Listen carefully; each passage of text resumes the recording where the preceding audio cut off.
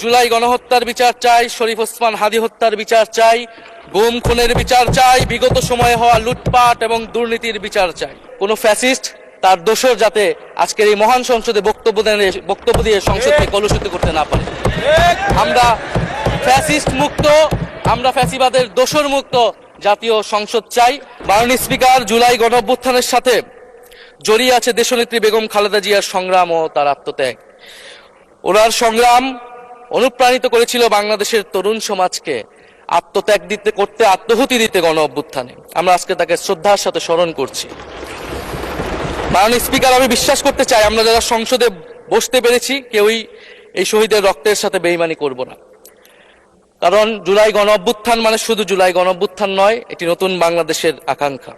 গণভোটের রায় অনুযায়ী আমরা যেমন সংসদ সদস্য, একইভাবে সংবিধান সংস্কার কমিশনের সদস্য। আমাদের সরকারি দলের বন্ধুরা অবিলম্বে সংবিধান সংস্কার কমিশনের সদস্য হিসেবে শপথ নেবেন বলেই আমরা বিশ্বাস করি। আমরা একই সাথে গণতান্ত্রিক সংস্কারগুলো সাধন করতে চাই।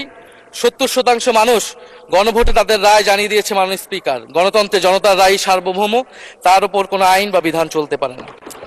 মাননীয় স্পিকার, আমরা বিচার চাই, জুলাই গণহত্যার বিচার চাই, শরীফ ওসমান হাদী হত্যার বিচার চাই, গুম খুনের বিচার চাই, বিগত সময়ে হওয়া লুটপাট এবং দুর্নীতির বিচার চাই।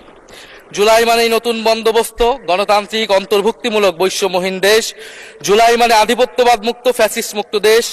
জুলাই মানে মানবিক মর্যাদা ও দায় দরদের বাংলাদেশ। মাননীয় স্পিকার, আমি শেষ করবো একটি কথা বলেই।